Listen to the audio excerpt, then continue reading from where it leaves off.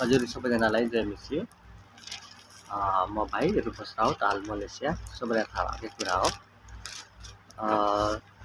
तपाईँ हामीहरूले यो संसारमा रहेर जीवनहरू बिताइरहेछौँ, कष्टमयहरू जीवनहरू बिताइरहेका छौँ। तपाईँ र हामीहरूले सोचेको र तपाईँ र हामीहरूले बनाएको योजनाहरू किन सफल हुँदैन होला? हामी यस विषयमा हामी पवित्र धर्मशास्त्र बाइबलद्वारा हामी एउटा, दुईटा, तीनटा वचन हामी अध्ययन गर्छौँ। संसारमा धेरै विद्वानहरू छन्, धेरै महान वैज्ञानिकहरू छन्, डक्टरहरू छन्, पाइलटहरू छन्, इन्जिनियरहरू छन्, सिओहरू छन्, डाइरेक्टरहरू छन्, म्यानेजरहरू छन्, धेरै प्रकारको मान्छेहरू छन्।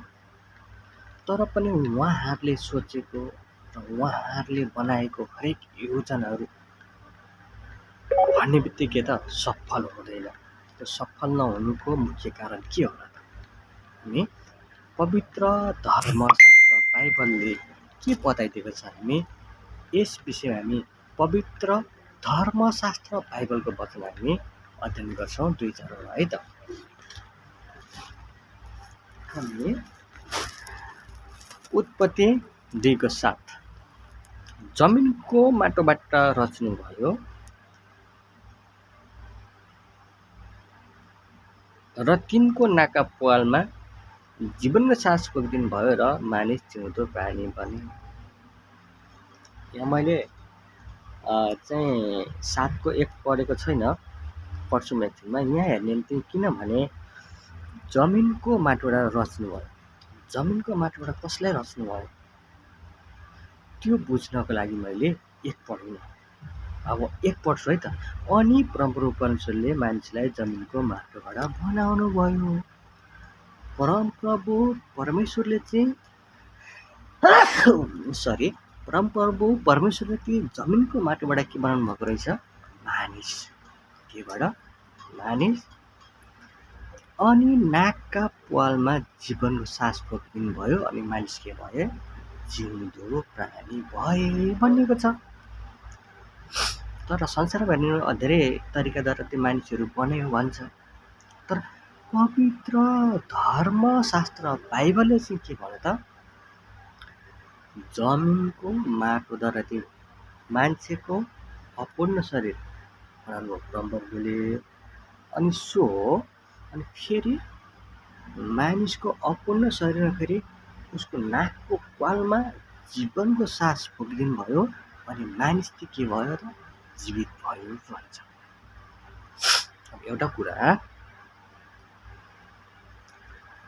मान्छेको शरीर बन्नलाई के त दुई तत्त्व आवश्यकता पर्ने रहेछ। एउटा भूमिको माटो अनि एउटा के त भूमिको माटो अथवा जमिनको माटो अथवा के त सास, आत्मा। तपाईँको आत्मा नि कहाँ जान्छ? परमात्मा मिल्न जानुपर्छ नि, होइन र?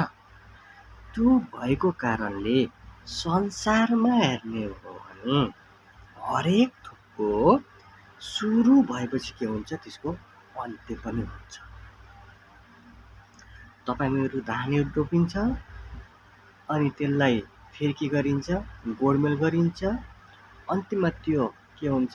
फल पाक्छ। अनि तपाईँहरूले के गर्छ? त्यसलाई काट्छौँ। काटेर के गर्छ? हामी त्यसलाई के त प्रयोगमा ल्याइन्छ, खाइन्छ। त्यसै गरी एक दिन हामीको के हुन्छ? मृत्यु हुन्छ। मृत्यु भइसकेपछि भूमिको माटोद्वारा बनाएको शरीर कहाँ जान्छ? र परमेश्वरले नाकको पालमा जीवनको सास हालिदिनु भएको छ, त्यो कहाँ जान्छ होला त? क्वेसन त यहाँ पनि उठ्छ नि, हेरेर। एउटा के हुन्छ? एकको के हुने भयो? घर हुने भयो, आफ्नो स्थान हुने भयो। हामी उपदेशक 12:7 हामी एउटा वचन हामी अध्ययन गर्छौँ। उपदेशक 12:7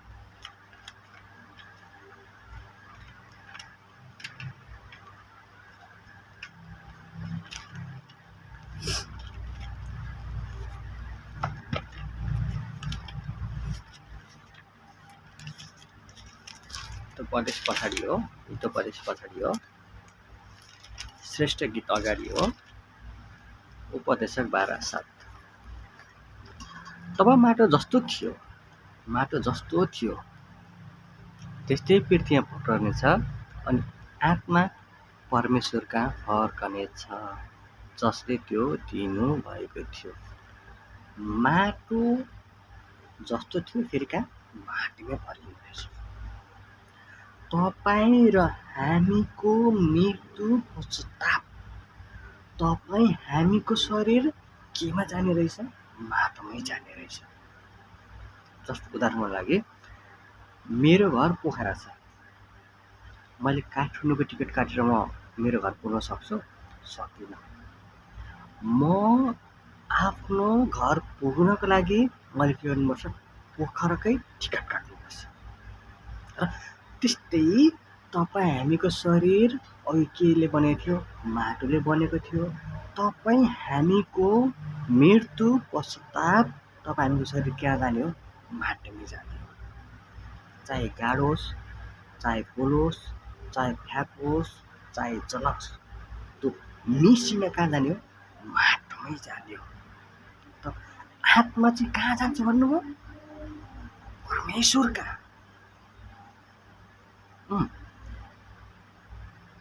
अनि आत्मा परमेश्वर कहाँ फर्कनेछ जसले त्यो दिनुभएको थियो।